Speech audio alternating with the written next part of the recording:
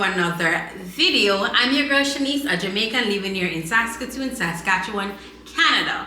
If it's the first time you are clicking on my channel, make sure you go ahead and click that subscription button and the bell.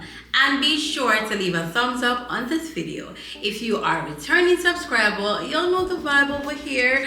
So I know. I have been promising that more immigration related content are coming in my last couple of vlogs. Yeah. And so I want to, continue the immigration series, just sharing the information I have about the pathway I took to come to Canada. So while I'm not versed on other routes, I can tell you what I did, I can tell you my story, what happened with me, and I feel like it can benefit a lot of people who probably are thinking to take this journey just the same. So if that is something that you are interested in, then definitely you want to stick around to watch this video, and you want to stick around on the channel as well. In this episode, I will talk about the documents I submitted for my Saskatchewan nomination program and also my IRCC application. Now I know a lot of persons want these videos to be condensed, so I'm going to try to do that as best as possible. Now basically I'm going to talk about all the documents I submitted for myself in this episode. If you haven't already watched the previous episode of this immigration series, that's basically where I was talking about my journey, how I got here, the route I took, and my journey getting here. So go ahead and check that out. I'll put the link in the description and the thumbnail here for you to know what video I'm talking about. And then now this is the continuation. So today I'm going to talk about what I submitted, and in the next episode I'll talk about what I submitted for my son and my family member who gave me some extra points here in Saskatoon. So let's get into it. No, I said this before. When you are applying for a Saskatchewan nomination program, they want everything. Like, they literally expect a lot from you. They ask you for a lot of things. They want to know from kindergarten to come all the way up. Like, it is crazy. It is not for the weak. And I'm going to say this. I submitted 40, yes, you heard that right, 40 odd documents for myself. I counted. Yep, you heard me right. So if this is a journey that you're planning to take, brace yourself, because they ask you for a lot of things and they're very, very precise. And the more you give them what they want, the better your application is. So I had to submit a passport size picture, 2 passport size picture, I believe, with the requirements listed on their website. I don't know right now, probably I'll put this on the screen if I remember when I'm editing. I had to submit my birth certificate. So I'll just go through the general thing that they usually ask. My birth certificate, my passport. So I had to submit a copy of the front of my passport, all my information with the passport number. I also had to, if you have any visa in your passport, they ask you to submit the pages with those visa.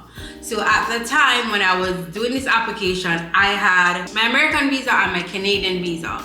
So I had to put a copy of both pages in my application. Now, when you're applying for your Saskatchewan nomination program, your experience plays a key factor. So the number of years that you worked to get your experience, whatever you put there, the companies that you put, now is your time to prove that you really worked at these companies. And they want a lot of things. So this is where the bulk of the documents really probably comes. So I'm going to go through that for you quickly. It is so important to ensure that you have all they're asking for and you do the best you can to have these documents. It will make your case better, stronger. They want you to show your acceptance letter from these companies. So for me, I'm an early child educator. So I listed the schools I worked to gain my experience. So I will be telling you from that standpoint, but whatever profession you're in will be the same. So I had to show acceptance letter or initial contract from these institutions. So my very first teaching job and all the ones that I used on my application, I had to show the acceptance letter or contract from them. If you have both, submit both. I did not have both for all jobs, but for the ones I had, I could still find the acceptance letter and the first contract. I submitted both. For me, I saved everything. I've always been like that. They used to tease me that I behave like a granny because everything I save in a suitcase. So these things was easy for me. All my pay stubs were saved from my very first job. So this was easy for me. If you're not that person, it probably will be a little bit more challenging for you. But these are things you probably can source at the previous companies you worked. If you're in Jamaica, it might be sticky because y'all know. The companies have to give you a reference letter. This reference letter has to be done in a particular format. When you go on the Saskatchewan nomination website, they give you an idea of the different things that should be listed and how they want it to be bulleted. So for me, to make it easier, what I did, I wrote my letters. So I wrote my letters listing the different duties I did and the format, everything. I did everything, and then I sent it to the institution and I said to them, this is what they're expecting. You can use this to guide you in terms of format, and you can add or take away from whatever and add it to your letterhead. I do not know if every company is okay with that. For me, I was just taking the initiative because I know that people will spoil things, and I was not going to leave that in the hands of people. That's what I did. They were okay with it. There was one of the institution that the principal, she had her thing down pat. She knew what she was doing. She gave me everything quickly. Everything was superb. So probably she didn't need my letter, but nevertheless, I still did that. So reference letter is important, stating that, hey, you worked there during this time. This was your position. During this time, these were your roles, and they bullet it. And there's a format. I don't know, maybe in a different video, I could break it down for you guys if that's something you're interested in. So when you list these jobs, they want you to prove that you really worked at the companies, and for them they want different proof then. So they need a government document to link you to the workplace. So they either need your taxes or tax record, tax return, or something to link you to the job. I'm from Jamaica. If you're from Jamaica, you understand the predicament I was in. Not every workplace does this. Not every workplace is up to date. Also, if I'm going to get these done, it was going to take, when I called the tax office, it was going to take me forever to get them. I started to think, and then I said, wait, NHD is technically a government entity. Workplace throws NHD. This is my government link. And I said, you know what, let me just try. I went down there, asked them, I just want a record showing that this workplace was throwing contributions for me. And I met someone very good, and she went on our website. She said there wasn't anything official at the time. I don't know if that has changed. And so she was able to just print off from her system the history, stamp it, sign it, so it's proof that it came from NHD. And I got the copies for all 3 schools that I was using at the time. That was my government link to it. Also, they want you to show pay stub. They want 3 pay stubs for each workplace you listed in your work experience. If you can, I would recommend that you try to have a pay stub for each year. So in different year, kind of showing that, yeah. So if it's 3 years, for me, I try to have use a pay stub for each year I was at the institution. Say I'm gonna put 2023 to 2024. I did not have a pay stub for January, February, March, and nothing for 2023, if you're understanding. So that's what I did.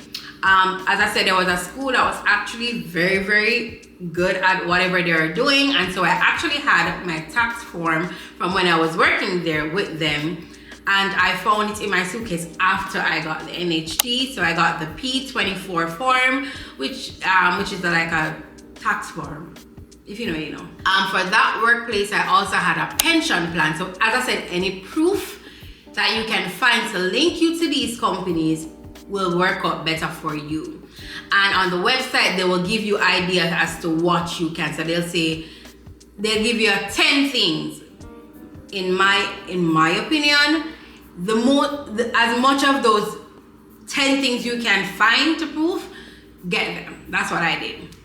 So I had the pension plan showing that year because I had a copy of that, because from that workplace I was laid off, and so I got my pension plan. So I still had that letter, I still had all of that documentation, and I used it in my application as well. They also want you to show bank records. So they want to see that company, the history paying you. They want to see proof that that company that you said you worked for paid you. They want to see it in your bank record. Now that was a challenge for me for one of the institutions, because for one of the institutions, or two of them, because at the time I had a Scotia account, but that Scotia account got closed down. So I was in a predicament. The thing about me is I'm going to find a way. So what I did, I went to the bank. There was this gentleman who helped me to open my account, and he was really, really nice. And I went back to him and I said, hey, I had this account, it's closed down. It's really, really important that I get the records. Is it possible for you to get them for me even though the account was closed? He said he's not sure, but he tried and he got me those records. God bless you. Big up yourself, period. Yes, so I was really, really happy about that. This is what I did, and I would recommend for you. When I got these records, I did not just submit them to them. I took a highlighter, I found the institutions, and I highlighted it. And that brings me to my next document, which is letter of explanation. I wrote a letter of explanation for anything I thought was not clear. So for that, I would list in my letter of explanation that I've highlighted all the transactions from this particular institution, listing their names with a highlight to make it easier for you to find. So they see this before they see anything else, so they know, right? The thing about it is these are officers, these are humans, and they get bombarded with a lot of documents. If you've watched my previous episode, you know I got rejected first and then I got accepted. The first time I was not as thorough, and this is something that I realized. They would ask me for additional documents for things I already submitted because they were not taking the time to look for these things.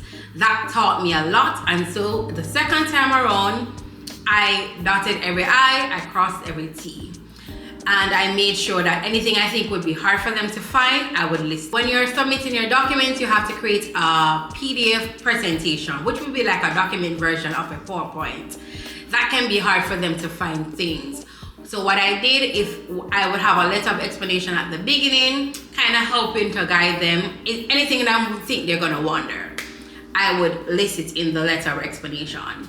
Also, when I was saving that document, I would name it, all the documents on it, in caps. So for example, say on that document I had my passport, picture, all my job information. When I was renaming that document, I would put passport picture, passport, job letter, bank statement in the name of the document, in caps. So automatically they have an idea of what is in this PDF presentation, because though I submitted 40 something documents, there were not 40 slots for me. You have to create PDF presentations. Not to stray, but I thought that was valuable information. I also had to submit my bank statement, which was my proof of funds, and alongside that I had to submit my transaction history. You cannot only submit your bank statement, you have to submit your transaction history. They need to know if you moved the money, if the money has been moved, if the money was in there for that 3 months before you were invited. I talked about that, how important that was. That was one of the reasons I got rejected the first time. So you have to show that history as well. You have to get that history from your bank. I also had to submit my degree from UA. I had to submit my West report. So that's the organization I used to evaluate my degree to see if it was accredited here and what it was equivalent to here. I also had to submit my IELTS exams results as well. I also had to submit a settlement plan, and I had to submit a settlement letter. Now, there was this link on the website taking me to where I would do the settlement plan. It was just like a generated settlement plan. It was very vague, but based on my understanding, that's what I needed to submit. So initially, that's what I submitted. Because I have a sibling in Toronto and I visited there previously, they were concerned that I would get the nomination and move to Toronto. So because of that, one of the additional documents they asked me for was a settlement letter. In this letter, I went into detail as to, because I had to prove that I was going to settle in the province. So I did my research and I write me a letter. One thing about me, I'm going to write my way to anything, to the top, I'm going to write, okay?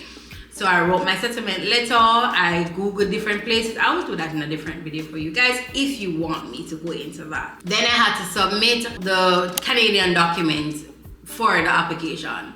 So I had to do a common law declaration form because I was in a common law relationship at the time. I was not married as yet. So I had to do that. I had to get it stamped by a JP. I also had to present my rental agreement to kind of go with that to show that the union, yeah, we do live at this place for real. So I also added that. I think that was on the list of things, and as I said, I'm going to give them everything if I can. So I did that. Then I had the additional family form. I had the generic application form. I had the Schedule A background form, and I had the ethical conduct form. So these are a list of forms. They're on the website. Once you're doing the application, they'll be there for you to download. You don't have to go out of your way to find them. These are the documents, the forms that they require you to sign and submit with your application. You will get them on the website. You don't have to go searching for them. So definitely for that. Those are, I think I have it packed down, all the documents I submitted from my Saskatchewan nomination program. When I got my nomination, I pretty much had to submit basically all of these documents. If I'm not mistaken, I don't think I had to list all of these things for jobs though. I think I could have left. I didn't submit all of the documentation for the job, proof of jobs. Most of this I still had to resubmit for IRCC. Also, some of the forms would be probably a little bit different too because I had to download the form from their website. In addition to all of those documents, and instead of a settlement letter, there was another letter that I had to submit. You understand? So, but it was basically the same kind of thing. I think it was a letter of explanation kind of, but it was just saying, yeah, this is how I'm going to move forward when I get my permanent residence. In addition to all of these things, I had to submit my medical and my police record. So it was basically, as I said, all of those stuff plus the medical and the police record. So there you have it, all the 40 plus documents. Remember, all the things I listed for jobs, I submitted three of those because matter of fact, 4. Initially, I used 3 jobs. The second time, I started a new job and I had 4 jobs. So technically, it might have been 50 at this point, but our 40 something to 50 document because these things I listed for the job, I had to list it for all 4 jobs. I hope this video has been helpful for you. I hope it helps someone. If you know anyone that is about to do this process and you know that this video will help them, please go ahead and share it with a friend. Leave a thumbs up, leave a comment, and tell me if this was informative. Do you want more of this kind of content? Let me know what other immigration related content you would like to see. Also, in the next episode, I will go into the documents I submitted for my son and my family member here. So stay tuned for that one. Thank you guys so much for the love and the support. Remember to stay positive as always. Until next time, bye-bye. Today's positive vibe quote: one day you will tell your story of how you overcame what you went through, and it will be someone else's survival guide. I just do what comes natural. Big 5